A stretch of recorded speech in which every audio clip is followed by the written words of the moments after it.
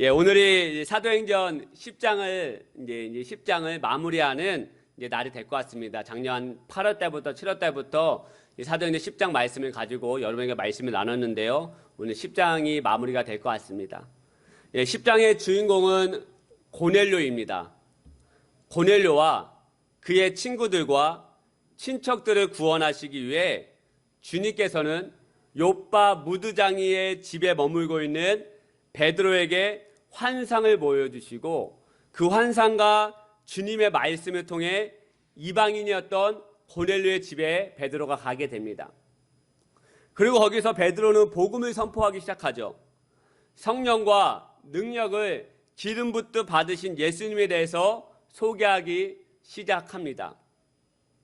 예수님은 화평의 복음이 되시고 평화의 왕이 되시는 분이시라고 소개하고 있고요. 또 성령과 능력을 기름 붓듯 받으신 분이셔서 마귀에게 눌린 모든 자를 치유하실 수 있는 분이심을 베드로는 고넬료와 그의 가정과 그의 친척들에게 말씀을 선포하고 있습니다.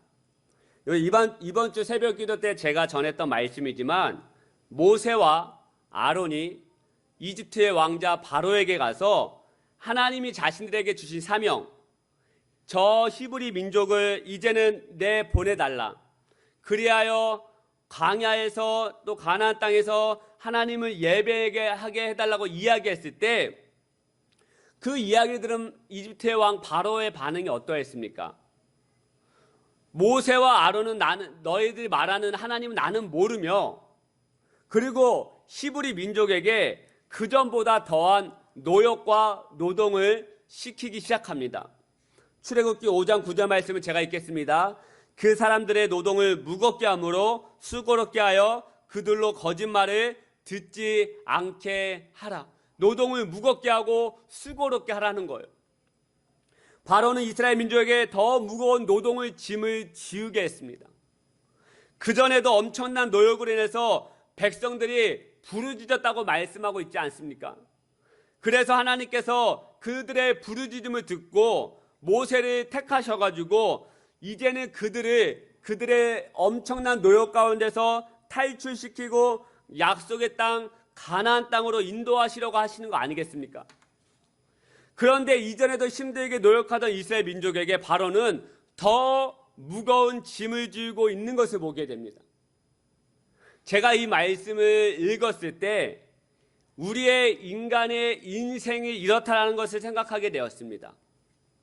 여러분, 죄의 짐은 점점 더 무거워지는 것 같습니다. 원죄를 가지고 태어난 우리는 죄에서 자유로울 수가 없습니다. 끊임없이 마귀는, 세상은 우리를 죄의 자리로 인도하고 정죄하며 죄로 인해 우리를 무너지게 만듭니다. 누가복음 2에 나오는 둘째 아들을 보면 아버지를 거역하고 아버지의 돈을 가지고 나간 것도 큰 죄인데 나가서 다른 죄를 또 지으면서 점점 자신의 인생이 무거워지는 것을 우리가 볼 수 있지 않습니까? 여러분, 또 죄의 짐뿐만이겠습니까? 근심과 염려의 짐도 점점 더 무거워집니다. 내 힘으로 해결할 수 없는 문제와 시련이 계속해서 다가오고 있죠. 자녀의 문제, 가정의 문제, 내 인생의 문제, 직장의 문제든 근심과 염려거리가 계속해서 우리 인생 가운데 찾아옵니다. 그래서 불면증이 생기고요. 그래서 내 그 모든 짐을 감당하려다 보니까 탈진하게 되고 삶의 의욕이 떨어지고 자꾸 우리가 주저앉게 되는 거 아니겠습니까? 그리고 질병의 짐도 점점 무거워집니다. 의학으로 해결할 수 없는 질병, 활력을 잃어버리게 만든 질병이 우리를 점점 가라앉게 만들고 질병의 짐이 점점 우리를 짓누르고 있는 것을 보게 됩니다. 하지만 예수님은 우리에게 어떻게 말씀하고 있습니까? 마태복음 11장 28절 말씀 같이 한번 읽어볼까요? 시작! 수고하고 무거운 짐진 자들아 다 내게로 오라. 내가 너희를 쉬게 하리라. 할렐루야. 쉬게 하겠다는 거예요. 다 내게로 오라. 내가 너에게 더 무거운 짐을 너에게 지겠다 라고 말씀하는 것이 아니에요. 쉬게 하겠다. 마귀는, 세상은 우리에게 죄의 짐, 근심과 염려의 짐, 질병의 짐으로 우리를 짓누르고 우리의 인생을 무겁게 만들지만 예수님께서는 우리를 어떻게 만드신다고 말씀하고 있습니까? 우리의 모든 짐을 가볍게 하시겠다라는 거예요. 어떻게 우리의 무거운 짐을 가볍게 하시고 우리를 쉬게 하시겠다고 말씀하고 있는 것입니까?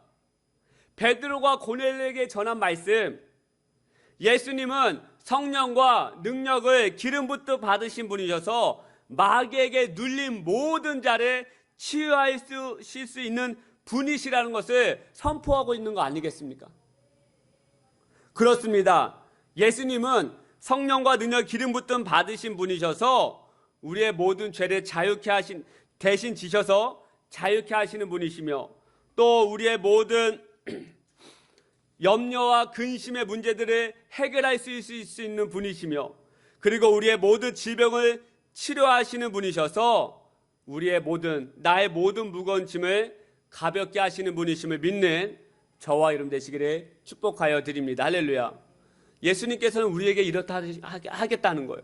성령과 능력 기름 붓듯 받으신 분이셔서 우리의 모든 짐을 대신 지시고 해결하시고 치료할 수 있는 분이시다라는 것을 지금 베드로가 고넬료에게 말씀을 선포하고 있다라는 거예요. 그리고 베드로가 이 말씀을 전할 때 말씀을 듣는 모든 이에게 성령이 내려오셨다라고 말씀하고 있습니다. 한 귀로 듣고 한 귀로 흘려들으며 말씀을 들은 것이 아니라요, 온 마음을 다해서 집중하여 말씀을 들을 때 고넬료와 거기에 모든 모인 사람들에게 성령이 부어졌습니다. 그래서 그들은 방언을 말하고 하나님을 높이는 말을 하기 시작합니다. 방언과 하나님을 높이는 말을 들은 베드로를 따라온 유대인들이 성령이 고넬료와 그의 일행들에게 성령이 부어졌음을 알게 되었습니다.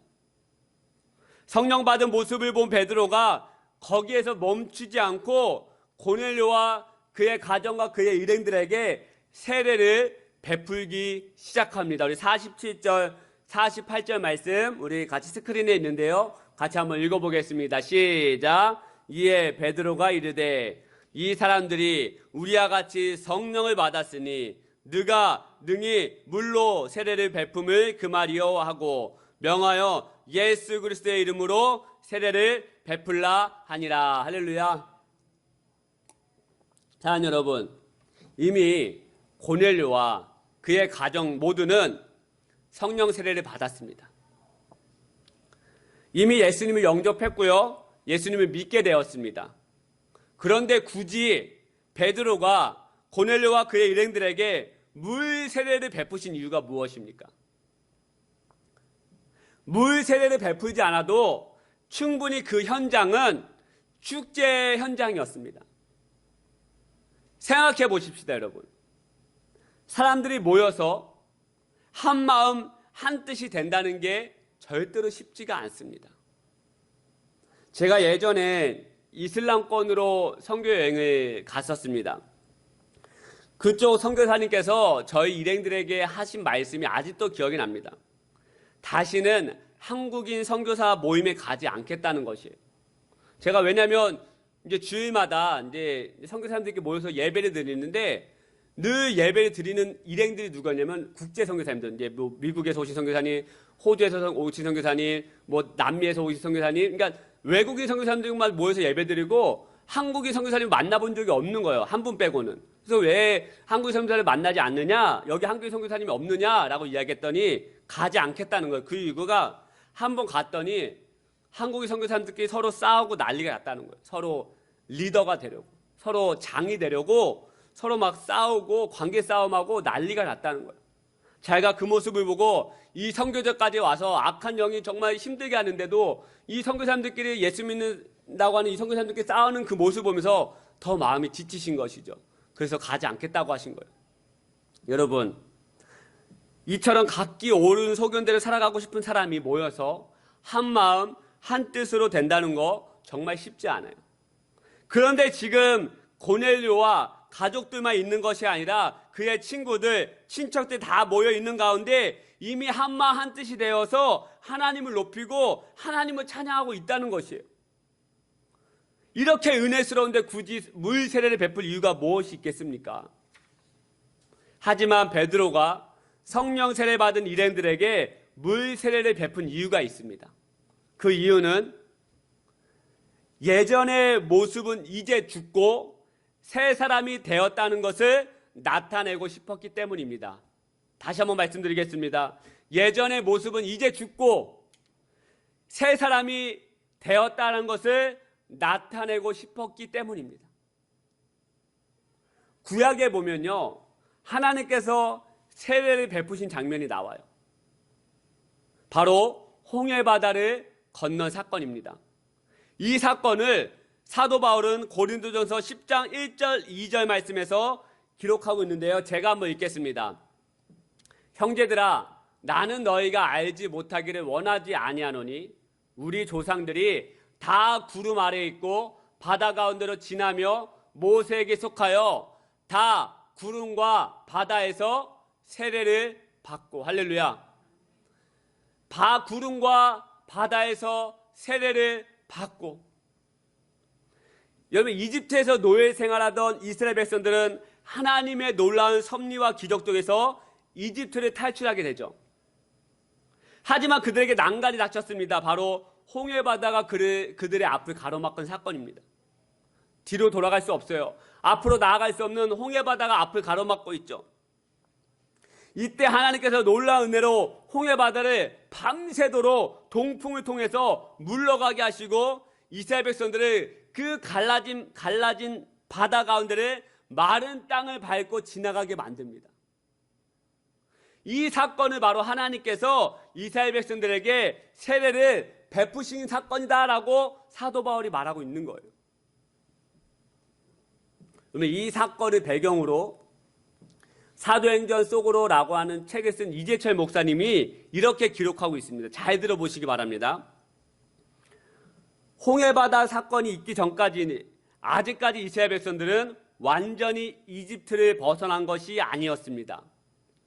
그들이 홍해 앞에 당도하였을 때 마음이 변한 이집트의 왕 바로는 그들을 대잡아오기 위해 이집트의 전 군대를 동원하여 추격하기에 이르렀습니다. 따라서 이스라엘 백성은 홍해를 건너 홍해 건너편에 당도함으로 비로소 이집트의 영향권에서 완전히 벗어날 수 있었습니다. 왜냐하면 갈라진 홍해바다를 건너려고 시도한 애국 군대가 홍해바다에서 다 몰살이 되었기 때문입니다. 그리고 갈라졌던 홍해가 다시 합쳐짐으로 그들에게는 이집트로 되돌아갈 수 있는 길이 사라지고 말았습니다. 어떤 내용인지 이해가 가시죠? 무슨 말입니까? 이스라엘 백성에게 홍해바다를 건넜다고 하는 것은 이집트와의 완전한 단절을 의미하는 거예요. 홍해바다를 건너기 전까지는 이집트의 영향권에서 벗어나지 못했어요. 왜요? 쫓아왔기 때문에. 그들을 죽이려고 잡아가기 위해서 쫓아왔기 때문에. 하지만 그 홍해바다의 세례 사건을 지나고 그 홍해바다를 건너므로 인해서 세례를 받음으로 인해서 이제 이집트와의 모든 것이 단절되어 온 거예요. 즉 예전의 삶은 지나가고 이제 새로운 삶이 시작되었다는 것입니다. 죄의 종로를 타던 상관은 완전히 단절되었다는 거예요. 죄의 사망의 삶에서 이제는 자유의 삶, 은혜의 삶, 영원한 하나님 나라를 지향하는 영원한 생명의 삶으로 옮겨졌다는 것입니다. 할렐루야. 여러분 믿으십니까? 여러분 이해가 가시죠? 이 홍해바다 사건이. 마찬가지입니다. 고넬료와 그의 일행에게 베드로가 물 세례를 베푼 이유는 이제는 그리스도를 알기 전에 살면 완전히 죽었고 예전에 죄의 종로를 타던 삶은 이제 완전히 단절되었고 이제는 주님이 주시는 새로운 삶, 은혜의 삶, 영원한 생명의 삶으로 나아감을 말해주고 싶었던 것입니다. 사랑하는 여러분, 저와 여러분도 마찬가지로 예수님께서 베풀어 주시는 세례와 은혜로 말미암아 예전의 삶은 지나갔습니다. 할렐루야. 이제 죄의 종로를 타던 삶은 완전히 단절된 거예요. 그런데 악한 마귀는 자꾸 예전의 삶으로 우리를 정죄하고 낙심시키고 하나님을 떠나가게 만들어요.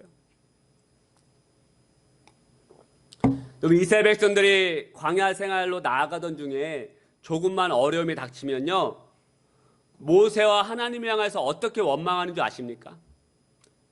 이제 홍해바다를 지나서 세례를 받고 이집트의 완전한 단절, 옛 종로로 사던 삶과 완전 단절이 되었음에도 불구하고 조금만 어려움이 닥치면 어떻게 이야기한 줄 아십니까? 다시 애굽으로 돌아가겠다고 말해요. 민수기 14장 1절부터 4절 말씀 좀 긴데 제가 한번 읽겠습니다. 온 회중이 소리를 높여 부르짖으며 백성이 밤새도록 통곡하였더라. 이스라엘 자손이 다 모세와 아론을 원망하며 온 회중이 그들에게 이르되 우리가 애굽 땅에서 죽었거나 이 광야에서 죽었으면 좋았을 것을 어찌하여 여호와가 우리를 그 땅으로 인도하여 칼에 쓰러지게 하려 하는가? 우리 처자가 사로잡히리니 애굽으로 돌아가는 것이 낫지 아니하랴. 이에 서로 말하되 우리가 한 지휘관을 세우고 애굽으로 돌아가자 하며. 어떤 이야기인지 아시겠죠?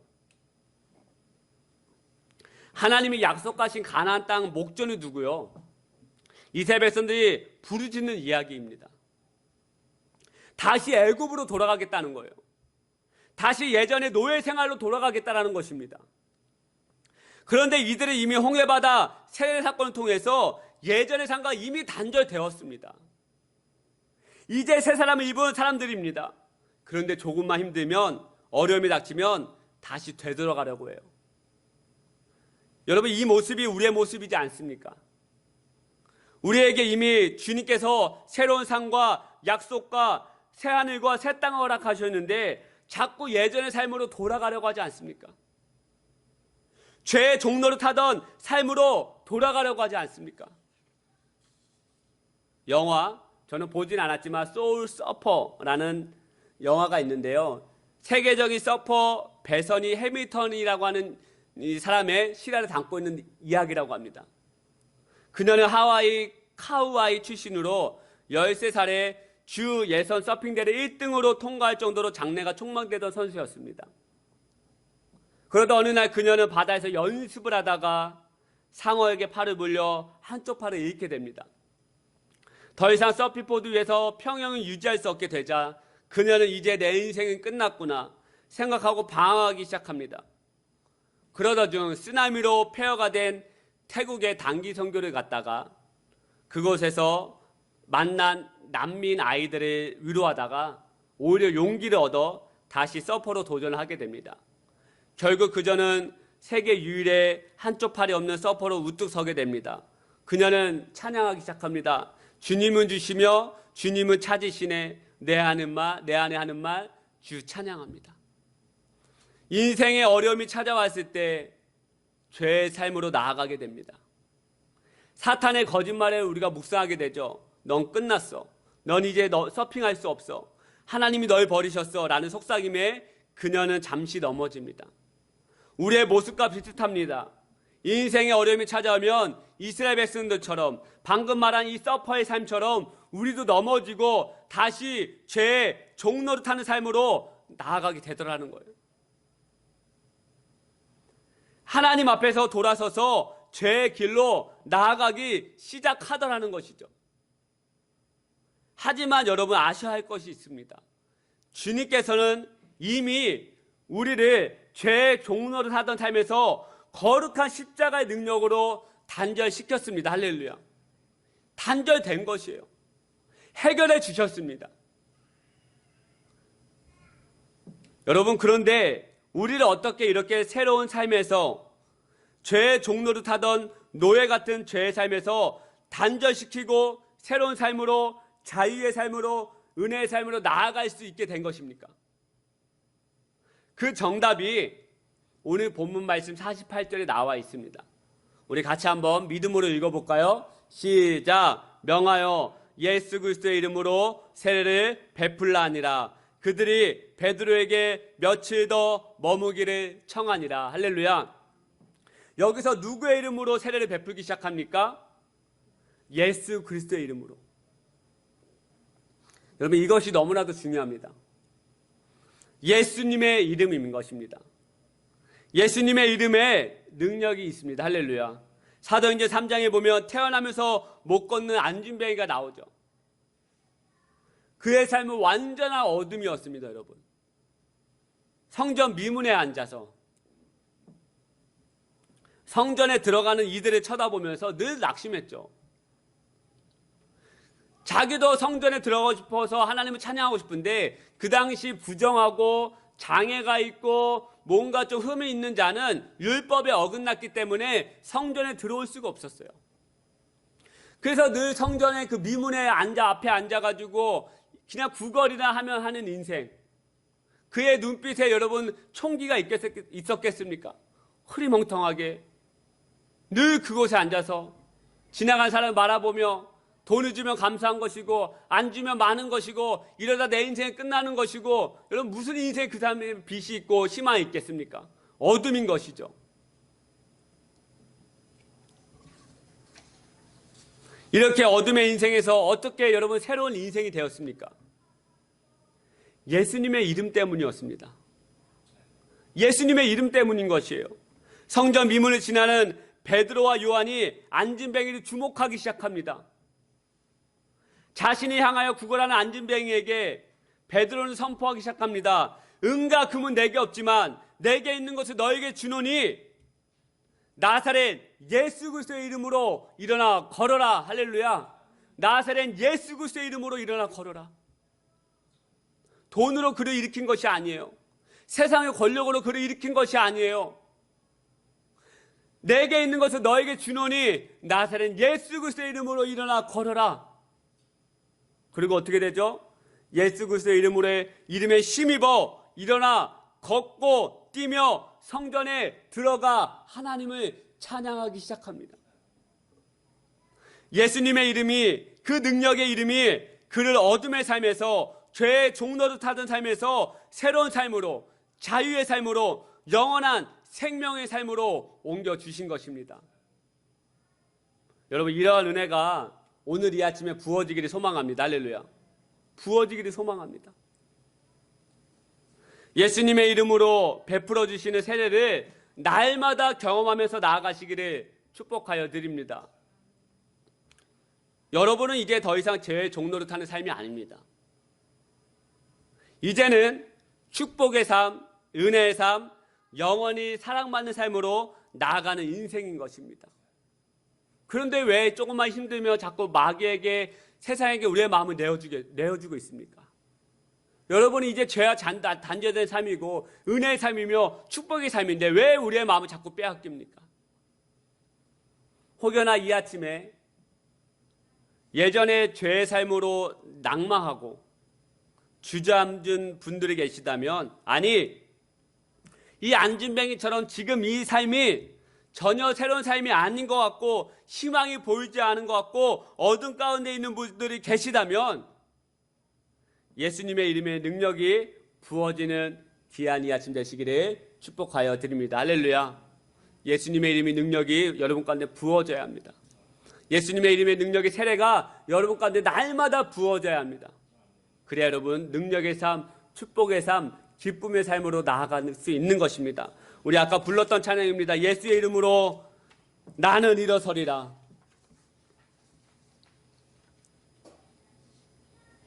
우리 이 찬양으로 안진뱅이가 경험한 놀라운 은혜, 고넬료와 그의 가정에게 베드로가 세례를 베푸는데 예수님의 이름으로 세례를 베풀기 시작합니다.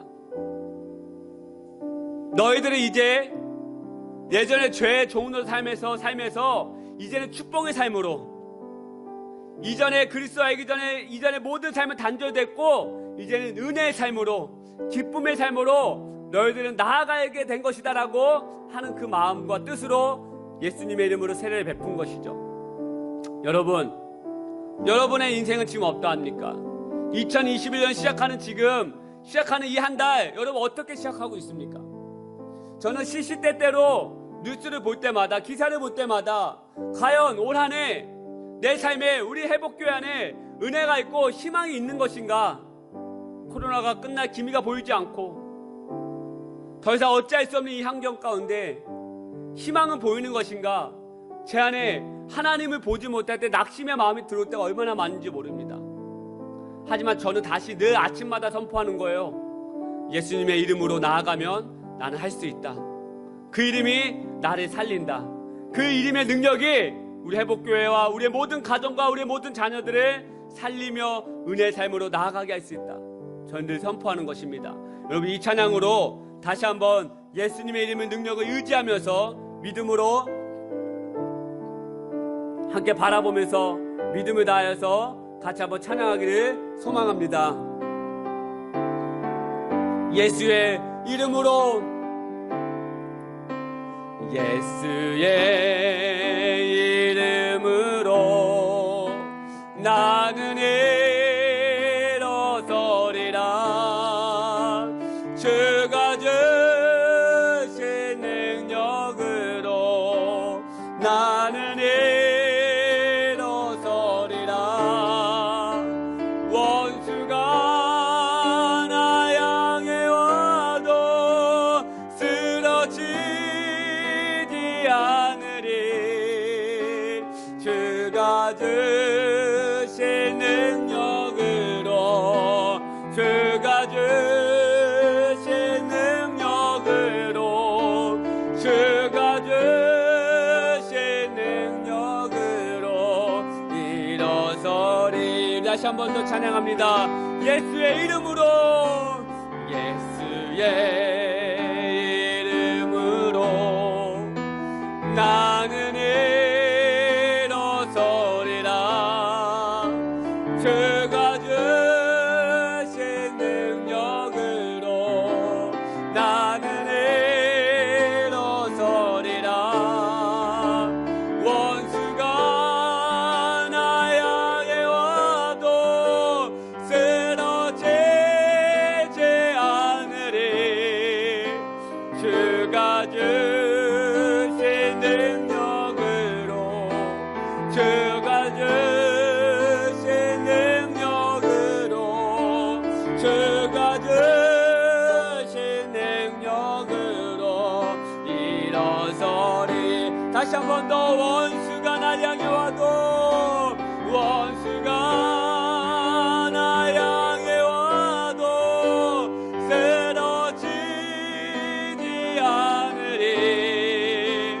주가 주신 능력으로, 주가 주신 능력으로, 주가 주신 능력으로 일어서리. 다 함께 눈을 감고 한번 같이 한번 합심하여 기도하기를 원하는데요. 예수님의 이름의 능력이 오늘 이 아침에 우리의 삶과 우리의 가정과 이 교회와 우리의 자녀들에게 임하여지기를 소망합니다라고 기도하기를 소망합니다. 여러분이 예수님의 이름의 능력이 여러분을 회복시킬 수 있습니다. 예수님의 이름의 능력이 여러분을 일어나게 할 수 있습니다. 예수님의 이름의 능력이 여러분 죄의 삶에서 단절시키시고 새로운 은혜의 삶으로 나아가게 할 수 있습니다. 그 이름의 능력을 믿고 그 예수님의 이름을 붙잡으며 나아가는 인생 되게 해달라고 우리 같이 한번 합심하여 기도하며 나아가겠습니다. 기도하십시다. 주여, 하나님 아버지, 오늘 이 아침에 저희들 가운데 말씀하여 주심을 감사합니다. 하나님, 저희들 희망이 보이지 않고 소망이 보이지 않고 낙담하고 다시 죄의 삶을 돌아가고 싶은 이때 하나님 마음을 다하여 뜻을 다하여서 예수님의 이름의 능력을 우리가 믿으며 나아가는 이 아침 되게 도와주시옵소서. 예수님의 이름의 능력을 믿으며 나아가는 귀한 심령들 되게 도와주시옵소서. 그 예수님의 이름의 능력이 우리의 자녀를 살리며 우리의 가정을 살리며 이 교회를 살리며 이 모천 땅을 살리며 이 나라 이민족을 살리는 능력의 이름을 우리가 믿으며 나아가는 귀한 이 아침 되게 도와주옵소서. 그 안진병을 일으키고 고넬료와 그의 가정을 일으키겠던 그 예수님의 이름의 능력이 오늘 우리의 가정과 우리의 자녀들과 우리의 삶에 부어지기를 주여 충만하게 은혜를 구하오니 함께하여 주시고 역사야 주시옵소서. 성령 하나님의 오늘 아침 우리 예수님의 이름의 능력을 믿으며 나아갑니다. 함께하시고 교회 성령 충만함으로 저희들까지 임재하여 주옵소서. 우리 권사님과 집사님, 우리 사랑하는 모든 자녀들 비롯하여 이 교회보다 우리 하나님 사는 백성들 하나님께서 은혜를 베풀어 주시고 역사하여 주시고 예수님의 이름의 능력이 그 각 사람이 임하여지기를 주여 은혜 내려 주시옵소서. 주님을 사랑합니다. 성령님 임재해 주시고 성령님 우리의 마음을 주관하여 주시고 이 한 주 살아갈 때 우리가 정말 하나님을 붙잡아 나아가는 예수님의 이름의 능력을 붙잡아 나아가는 귀한 한 주 되게 도와주시옵소서. 오 아버지 우리 하나님 1분 정도만 묵상으로 같이 한번 기도하겠습니다. 이 한 주 힘들 때 또 어려움이 닥칠 때 고난이 닥칠 때 자꾸 예전의 죄의 삶으로 돌아가려고 할 때 예수님의 이름을 능력을 붙잡으며 나아가는 한 주 되게 해달라고 우리 같이 묵상으로 간절하게 제가 그렇게 하겠습니다라고 간절하게 기도하겠습니다. 아버지 예수님의 이름으로 붙잡겠습니다. 성령님 우리를 도와주시고 성령님 우리를 도와주시고 성령님 우리를 도와주시고 예수님의 이름의 능력을 믿으며 나아가시고 아버지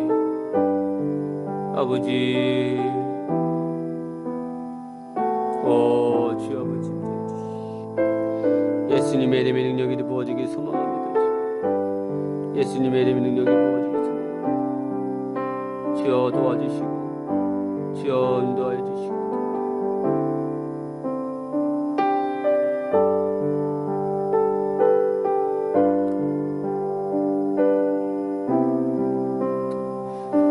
성령 하나님 저희들 함께 이 시간 예배하게 하시면 감사합니다. 또 저희들 이 아침에 말씀하여 주시면 감사합니다.